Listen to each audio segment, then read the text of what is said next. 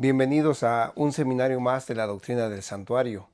Hoy estudiaremos el capítulo número 59, al cual le hemos puesto por nombre El Armagedón, la última batalla de Jesús contra Satanás.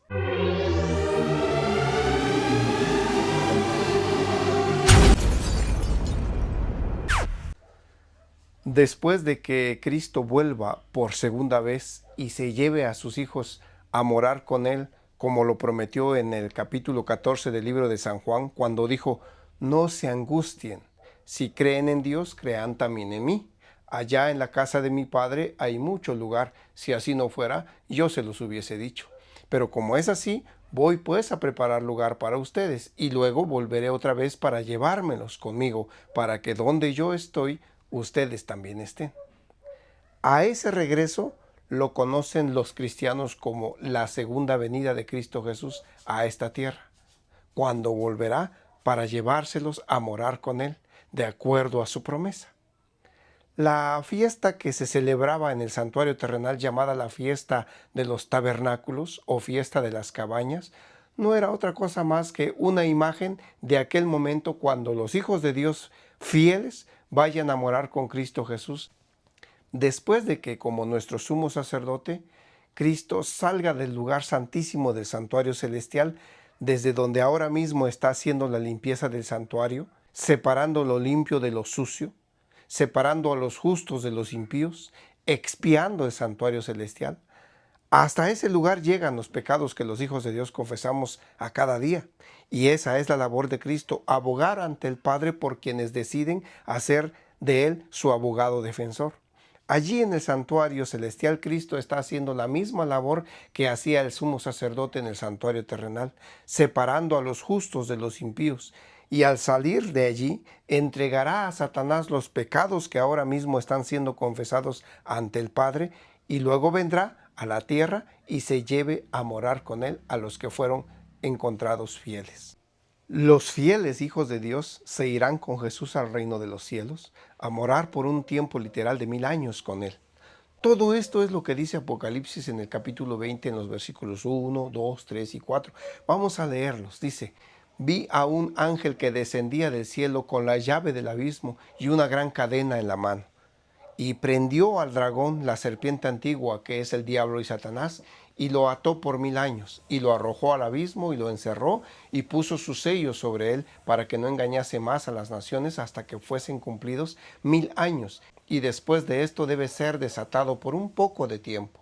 Y vi tronos, y se sentaron sobre estos tronos los que recibieron facultad de juzgar, y vi las almas de los decapitados por causa del testimonio de Jesús y por la palabra de Dios, los que no habían adorado a la bestia ni a su imagen, y que no recibieron la marca en sus frentes ni en sus manos, y vivieron y reinaron con Cristo 1000 años.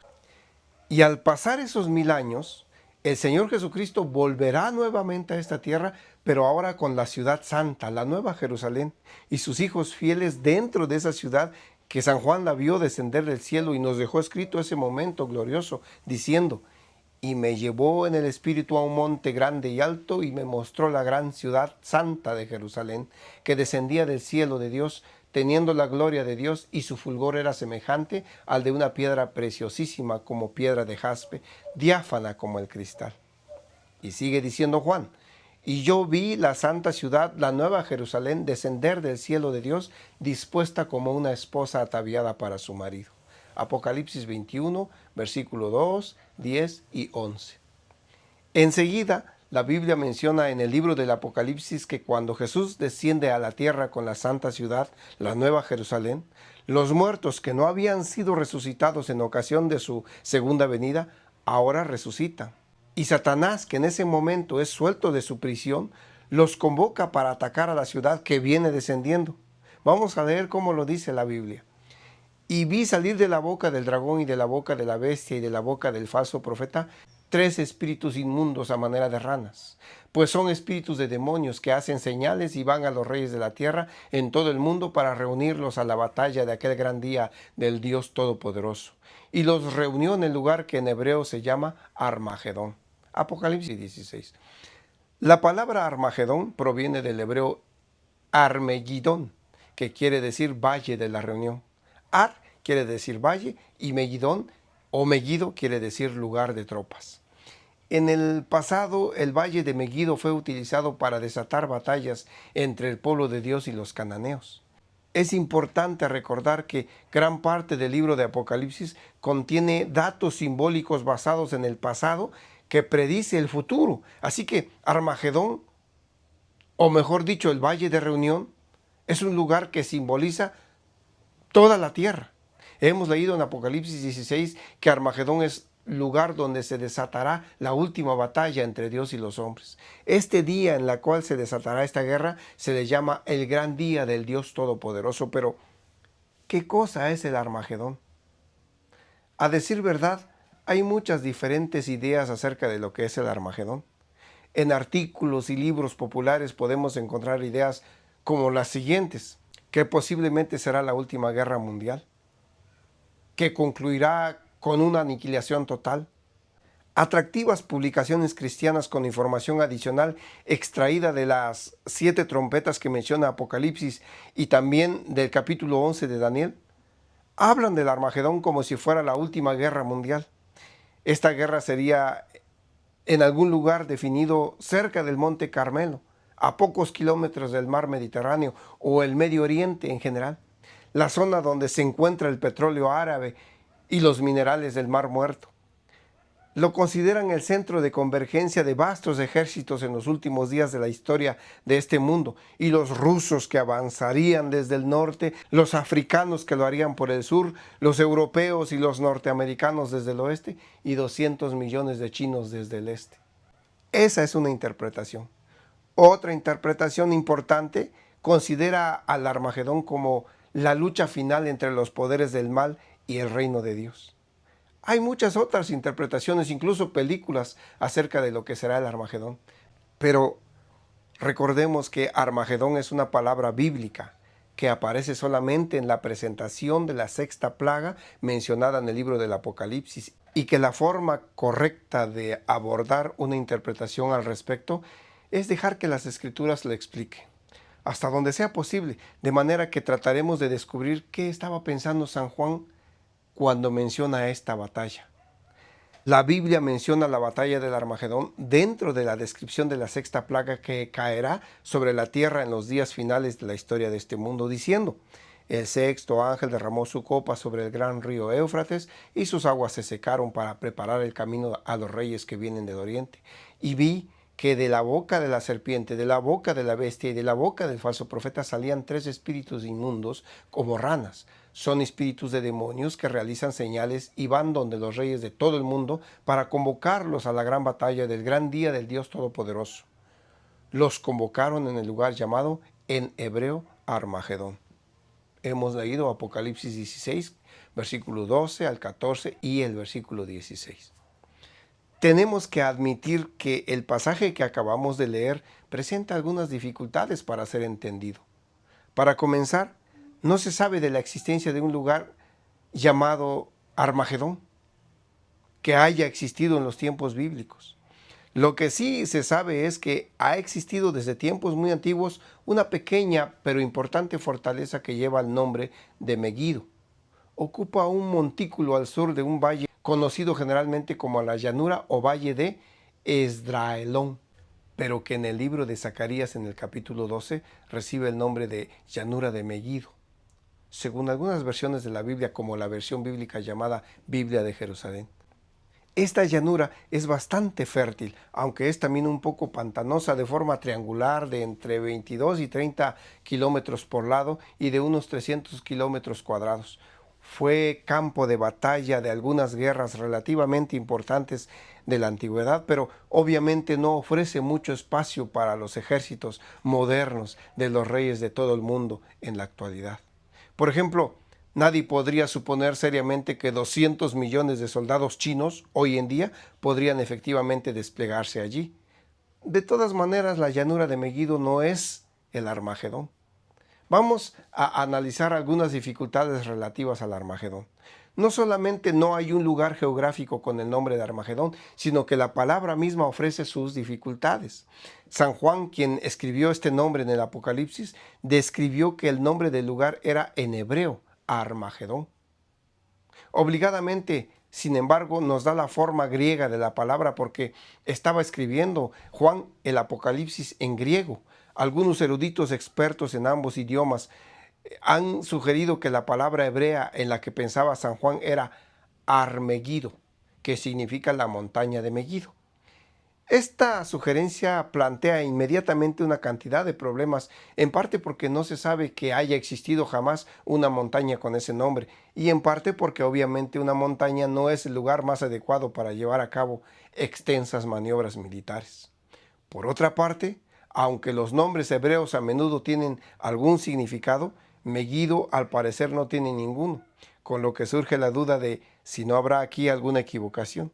Tal vez la grafía de Armagedón sea incorrecta. Los manuscritos griegos del Apocalipsis nos ofrecen una variedad de grafías, algunas de las cuales sugieren que el nombre hebreo en el cual estaba pensando San Juan era Armoed. Y si ese fuera el caso, en Isaías 14 se usa la palabra Armoed para referirse al monte en el cual Dios tiene su trono. En el versículo 13 dice que el demonio príncipe de Babilonia aspira a sentarse en Armoed para asumir el gobierno del universo.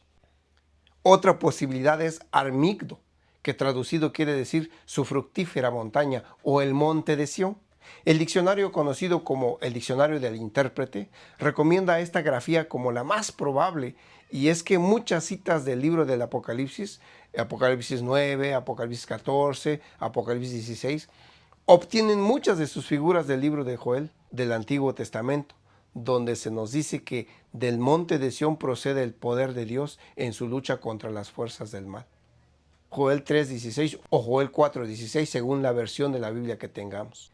Es importante mencionar que Apocalipsis menciona también a 144,000 personas que son los santos y el remanente, dice la Biblia, y dice que estos están de pie en el monte Sión y el dragón le hace la guerra a este grupo de gente. De modo que no consideremos con liviandad las dificultades que implica la palabra Armagedón. Nuestra familiaridad con la palabra y nuestro hábito bien establecido de suponer que sabemos lo que significa no debería inducirnos a equivocarnos. Prestar cuidadosa atención al significado de las palabras es vital para comprender bien un pasaje de las Escrituras. Otra dificultad que nos presenta la palabra Armagedón, además de que no estamos seguros de que esté bien escrita, y si lo está, no sabemos a qué punto geográfico se refiere, es el hecho de que ese no es el único nombre que le da la Escritura al lugar donde se va a llevar a cabo la batalla del tiempo del fin. Sí, porque la Biblia habla en otras partes acerca de una batalla en el tiempo del fin. El libro del profeta Joel, en el capítulo 3 o capítulo 4, según la versión que tengamos, le da al lugar de esa batalla el nombre de Valle de Josafat. El profeta Joel habla de unas langostas y allí en su narrativa menciona palabras como naciones, guerra, cosecha y día del Señor, y dice así: publicad esto entre las naciones, proclamad la guerra, incitad a los bravos, que avancen y suban todos los hombres de guerra, forjad espadas de vuestros asadores y lanzas de vuestras praderas, y diga el débil: soy un bravo. Daos prisa, venid naciones todas circundantes y congregaos allá.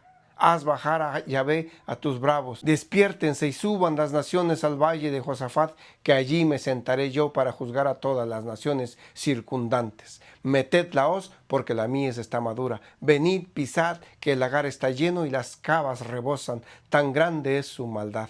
Multitudes y multitudes en el valle de la decisión, porque está cerca el día de Dios en el valle de la decisión. El sol y la luna se oscurecen, las estrellas retraen su fulgor. Ruge Dios desde Sión, desde Jerusalén da su voz. El cielo y la tierra se estremecen, mas Dios será un refugio para su pueblo, una fortaleza para los hijos de Israel. Hemos leído Joel 4 en la Biblia de Jerusalén o Joel 3 en las otras versiones de la Biblia. Las referencias que hace aquí Joel a una hoz o a una cosecha madura, a la reunión de todas las naciones, al tiempo del juicio, a un gran terremoto y a la voz del Señor proveniente de Sión, nos convence que está hablando de la misma batalla del tiempo del fin que describe Juan bajo las plagas, sexta y séptima en Apocalipsis 16. Pero Joel ubica esta batalla no en un lugar llamado Armagedón, sino en un lugar que denomina el Valle de Josafat. Y pues obviamente preguntamos, ¿y dónde está el Valle de Josafat? El rey Josafat fue uno de los mejores reyes que gobernó a los judíos en los tiempos del Antiguo Testamento. Una de las historias más impresionantes de las Escrituras tiene que ver con su reino.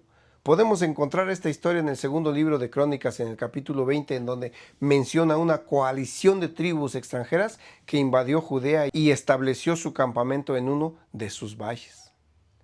En su cuartel general de Jerusalén, el rey Josafat ofreció una maravillosa oración de fe y animó al pueblo a confiar en Dios. Un profeta que le aseguró que el Señor le daría la victoria, dijo: esta guerra no es vuestra, sino de Dios. No tendréis que pelear en esta ocasión. Apostaos y quedaos quietos y veréis la salvación de Dios que vendrá sobre vosotros. Esto es escrito en el segundo libro de Crónicas, en el capítulo 20. En esta misma historia vemos que a la mañana siguiente, en lugar de ubicar a sus mejores guerreros al frente de su ejército, el buen rey Josafat ordenó al coro del templo que tomara la delantera y que alabara a Dios al avanzar. Y cuando los miembros del coro llegaron junto a la torre de la atalaya, ubicada en un risco que dominaba el valle donde había acampado la coalición hostil, descubrieron gozosamente que las tribus enemigas habían entrado en una contienda entre ellas mismas y se habían eliminado mutuamente. ¿Te imaginas a los miembros del coro mientras mueven los brazos y llaman en alta voz a los soldados para que vayan y vean lo que está sucediendo? La victoria que Dios ganó en favor de Josafat se logró en un valle. Tal vez este sea el valle que se llegó a conocer como el Valle de Josafat, pero aunque así fuera, desde el punto de vista de la geografía, no estamos mejor que con Armagedón, porque nadie sabe dónde puede estar exactamente ese lugar, pero el Valle de Josafat nos ha dado una idea.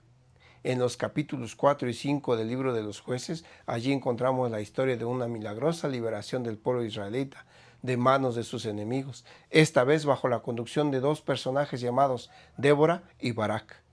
Podemos leer esta historia en el capítulo 4 del libro de jueces y en el capítulo 5 también. Aquí nos dice que esa batalla se llevó a cabo junto a las pantanosas riberas del río Quizón, el río que corre hacia el norte a través de la llanura de Megiddo. Y este incidente nos recuerda a otra liberación milagrosa que ocurrió en un pequeño valle inmediatamente al lago de la llanura de Megiddo. Cuando Gedeón, con solo 300 hombres y la intervención especial del Señor, lanzó a la fuga en una batalla nocturna a un ejército de madianitas que había invadido el país como si fuera una plaga de langostas. Toda esta historia está narrada en los capítulos 6 y 7 del libro de los jueces. Aquí en esta historia vemos al Armagedón como símbolo. Es posible entonces que debiéramos considerar el Armagedón no como un lugar definido, puesto que no existe tal lugar, sino un recordativo simbólico más bien de que en la rebelión final que se va a producir en la tierra en contra de la verdad y la justicia, el Dios de la verdad y de la justicia va a destruir completamente a sus enemigos y va a proteger y va a preservar por completo a su pueblo. Pero, ¿habrá una guerra mundial? Nada de lo que acabamos de analizar hasta ahora niega la posibilidad de una terrible lucha entre las naciones en los últimos días. En efecto, otras profecías aparte de la del Armagedón nos indican que la habrá. Los seres humanos siempre están peleando, así que no es difícil pensar que el tiempo de angustia no esté señalado también por fieros combates militares. Los eventos mencionados relativos al momento de la séptima trompeta del Apocalipsis 11, que dice: el séptimo ángel tocó la trompeta y hubo grandes voces en el cielo que decían: los reinos del mundo han venido a ser de nuestro Señor, y Él reinará por los siglos de los siglos. Y se airaron las naciones, y tu ira ha venido, y el tiempo de juzgar a los muertos, y de dar el galardón a tus siervos, los profetas, a los santos y a los que temen tu nombre, a los pequeños y a los grandes, y de destruir a los que destruyen la tierra. Estas citas que hemos leído hablan del momento cuando las naciones se habían airado. La ira de Dios había llegado y también había llegado la ocasión de destruir a los que destruyen la tierra. La ira de las naciones, que de todos modos están airadas la mayor parte del tiempo, debe implicar una agresividad particularmente violenta. La frase que menciona Apocalipsis 11:18, que dice a los que destruyen la tierra, sugiere la guerra con armas nucleares. Pero esta lucha internacional tiene poco o nada que ver directamente con el secamiento simbólico del río Éufrates que se menciona en el contexto del Armagedón, y con un Armagedón simbólico que se refieren a una hostilidad de tipo diferente. En el Armagedón, los reyes de la tierra son reunidos por los demonios para luchar no tanto entre sí, sino contra el Cordero. Pero leemos en la historia bíblica, cuando el pueblo de Dios fue atacado por sus enemigos, que en cada caso Dios obró milagrosamente para liberar a su pueblo de la opresión. En la llanura de Megiddo, en los días de Débora, el Señor obró milagrosamente para librar a su pueblo de un ejército de ocupación. En la época del rey Josafat, intervino también Dios para librarlo de una invasión. Y en el valle de Josafat, el valle de la decisión, en la visión de Joel acerca del tiempo del fin, Dios también llega acompañado de sus ángeles para cosechar la mies de la tierra en la hora del juicio. Desde este punto de vista, la batalla del Armagedón no va a ser la Tercera Guerra Mundial, tampoco va a ser un encuentro militar en un atestado campo de batalla cerca de la costa del Mediterráneo, que se libraría con la esperanza de obtener el control del petróleo y los minerales del Mar Muerto. Y tampoco va a ser una batalla confinada en ningún sentido especial al Medio Oriente. Recordemos que ni el valle de Josafat, ni el río Éufrates, ni Babilonia, ni el Armagedón nos da idea de alguna ubicación geográfica más o menos definida.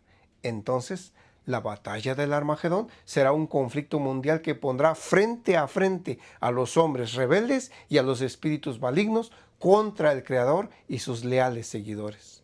El desenlace será la eterna liberación del pueblo de Dios cuando el Cordero y aquel que está sentado sobre el trono aparezcan en el escenario como los reyes que vienen del oriente. ¿Cuándo será esa gran batalla del Armagedón? Aunque el relato de Armagedón se menciona durante la sexta plaga, es necesario notar que el conflicto en sí no será durante la sexta plaga, ni tampoco cuando Jesús vuelva por segunda vez, sino 1000 años después. Apocalipsis nos lo aclara diciendo, cuando los 1000 años se cumplan, Satanás será suelto de su prisión y saldrá a engañar a las naciones que están en los 4 ángulos de la tierra, a Gog y a Magog, a fin de reunirlos para la batalla, el número de los cuales es como la arena del mar. Apocalipsis 20, 7 y 8. Muchos creen que Armagedón será una batalla entre Rusia y los árabes unidos contra los judíos de Israel, pero esto no es así. Lo que pasa es que estas personas que creen esto no han entendido el verdadero evangelio de Cristo. Un verdadero israelita es aquel que acepta a Jesús como su Salvador, aunque haya nacido en cualquier parte del mundo. El apóstol Pablo nos lo aclara diciendo, no que la palabra de Dios haya fallado, porque no todos los que descienden de Israel son israelitas, ni por ser descendientes de Abraham son todos hijos, sino Isaac te será llamada descendencia. Esto es, no los que son hijos según la carne son los hijos de Dios, sino que los que son hijos según la promesa son contados como descendientes. ¿Qué sucederá con aquellos que pretenderán atacar al pueblo de Dios? ¿Cómo terminará este conflicto entre el bien y el mal? ¿Qué sucederá después del Armagedón? ¿Dónde será la morada final de los hijos de Dios? No te pierdas el siguiente capítulo de esta serie de estudios respecto a la doctrina del santuario, porque aclararemos estas dudas y notaremos dónde viviremos eternamente. Por ahora, te agradecemos tu presencia en este canal y si te gustó este capítulo te invitamos a que nos regales un like, a que te suscribas y a que compartas estos seminarios, porque haciendo esto tú colaboras para que más hijos de Dios puedan conocer estos temas y juntos encontremos el camino de vuelta a casa. Dios te bendiga.